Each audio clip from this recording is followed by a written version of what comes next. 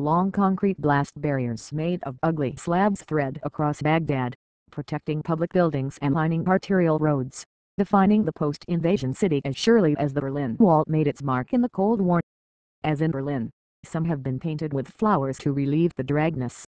10 years after the Anglo-American invasion, Baghdad remains the capital visibly scarred by its traumas.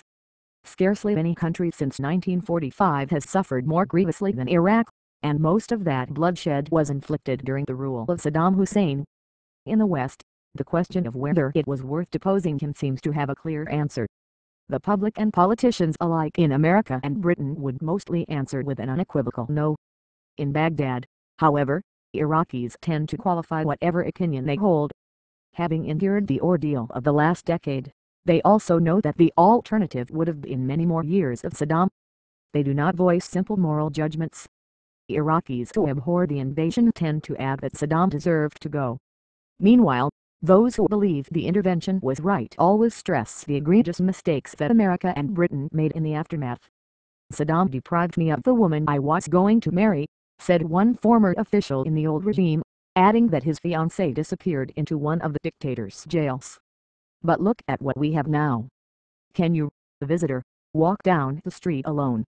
There is no security. I say to the Americans, take back your democracy and give us our security. On the other hand, Ahmad Bulti, the senior Iraqi commentator at Al-Mada, a daily newspaper, said, I think the invasion was right because we had no choice. Saddam was a barbarian. But he immediately added, the US and Britain committed many mistakes, but there was no alternative solution. They were painful mistakes, but they were necessary because they saved us from Saddam. Others who recoiled from the invasion still see American influence as necessary to steer Iraqi politics away from sectarian deadlock. The result of changing the regime was very expensive for the Iraqi people. Perhaps more lives were lost than the Americans expected, said Nur Salam al-Baj Ali, an MP from the opposition Iraqi bloc. But if the Americans stayed and helped us to fight sectarianism and corruption, the result will be much better. In Baghdad, there are no easy judgments or strident opinions. Other Western perceptions also look more questionable from inside Iraq. One common view is that Saddam's downfall was a strategic bonus for Iran, ridding the country of its main foe and allowing the birth of a Shia-led government in Baghdad, naturally sympathetic to its co-religionists in Tehran. Iran, on this view, was the real winner of the Iraq War. True, Iran has more influence on daily politics inside Iraq than any other country. Many ministers spent years in exile in Iran during Saddam's era, and their doors are always open to Iranian emissaries. Yet Iraq cancelled an Iranian-mediated arms deal with Russia last year. Nouri al-Maliki, the prime minister, halted the £2.6 billion transaction under pressure from Iraq's parliament. It was the first time the Iraqi parliament stopped something that Iran wanted, said Mr. T. Moreover, Iraq has overtaken its neighbor to become the second biggest oil producer in OPEC, pumping 3 million barrels per day and aiming to treble its output by 2020. The rebirth of Iraq's oil industry strikes at the central pillar of the Iranian economy. Every extra barrel that Iraq produces exerts downward pressure on oil prices and deprives Iran of desperately needed revenue. By resolutely expanding his country's oil output, Mr. Maliki is directly working against Iran's interests.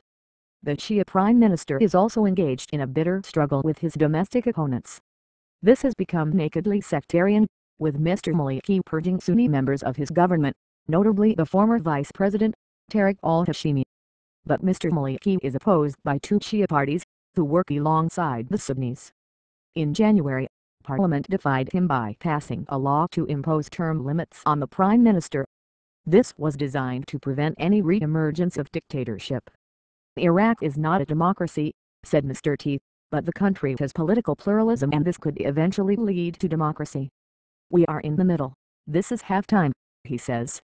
We need another 10 years to reach the political balance. As Iraq gropes towards the political balance, there remains a sense of daily emergency on the streets of Baghdad. The country is less violent than during the bloodiest years of 2006-07, but four bombs last Thursday reduced the Justice Ministry to a burning wreck.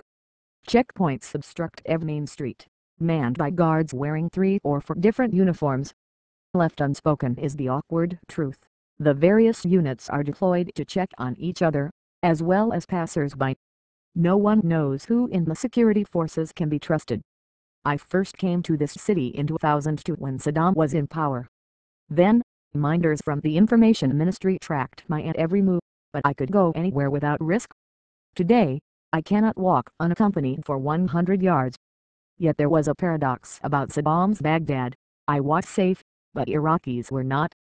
They were afraid even to utter to their leader's name, save to offer ritual praise. They also inhabited a capital stuck in a time warp, where mobile phones and satellite television were banned and hardly anyone used the internet. Today, by contrast, Iraq has embraced the world of universal mobile phones and hundreds of satellite channels. Would it have been better to stay under suffocating dictatorship? No Westerner is entitled to say to Iraqis, instead of fighting the war, we should have left you to Saddam's tender mercies. Equally, no outsider can decree that the death of 116,000 Iraqi civilians since 2003 was somehow worthwhile. Only Iraqis can pass moral judgment, and their views are often more complicated than you might expect.